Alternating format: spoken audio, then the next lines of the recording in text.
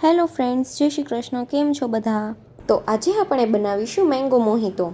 તો આ ડ્રિંક 2 મિનિટમાં જ બની જાય છે અને એટલી ટેસ્ટી લાગે છે. અને અત્યારે મેંગોની સિઝન છે, તો આ રીતે મેંગો મોહિતો એકવાર બનાવીને જરૂરથી ટ્રાય કરવો. તો મેંગો મોહિતો બનાવવા માટે પહેલાં આપણે 2 કાચના ગ્લાસ લઈ લીધા છે અને 1 નંગ લીંબુમાંથી નાના નાના 8 પીસીસ કરી લીધા છે. તો 2 ગ્લાસમાં આપણે 4 પીસ ઉમેરવાના છે.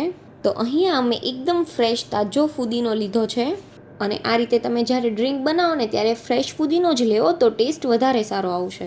તો આપણે બંને ગ્લાસમાં 7થી 8 ફુદીનાના પાન ઉમેરવાના છે અને હવે 2 ગ્લાસમાં 2 ચમચી જેટલા પાકી કેરીના કટકા ઉમેરવાના છે અને પછી તેમાં 1 ચમચી દળેલી ખાંડ ઉમેરવાની છે.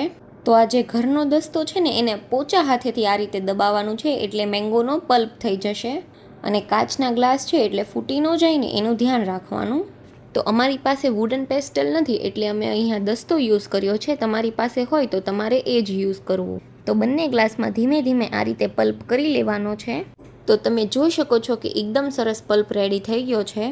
અને ગ્લાસમાં હવે આપણે 2 ચમચી જેટલો મેંગોનો પલ્પ ઉમેરીશું અને હવે તેમાં આપણે આઈસ ક્યુબ ઉમેરવાના છે. તો આપણે હવે આઈસ ક્યુબ ઉમેરીશું. તો 3થી 4 નંગ જેટલા આઈસ ક્યુબ ઉમેરવાના છે. તો હવે આપણે બંને ગ્લાસમાં સ્પ્રાઇટ ઉમેરીશું અને જો તમારે સ્પ્રાઇટ ન ઉમેરવી હોય તો નોર્મલ સોડા પણ યુઝ કરી શકો છો, પણ સ્પ્રાઇટ સાથે ટેસ્ટ વધારે સારો આવશે. અને આપણે સ્પ્રાઇટ ઉમેરીને એટલે ઉપર થોડાક ફીણા પણ વળી ગયા છે. તો આ રીતે સ્ટીક લઈ અને સારી રીતે બધું જ મિક્સ કરી લેવાનું. તો તમે જોઈ શકો છો કે એકદમ સરસ મેંગો મોજીતો તૈયાર થઈ ગયો છે. અને આને તમારે બનાવી અને ડાયરેક્ટ કન્ઝ્યુમ કરવાનું, તો જ એકદમ ટેસ્ટમાં મસ્ત લાગશે. નકર પછી સ્પ્રાઇટનો ગેસ વયો જશે ને તો પછી એટલી મજા નહીં આવે.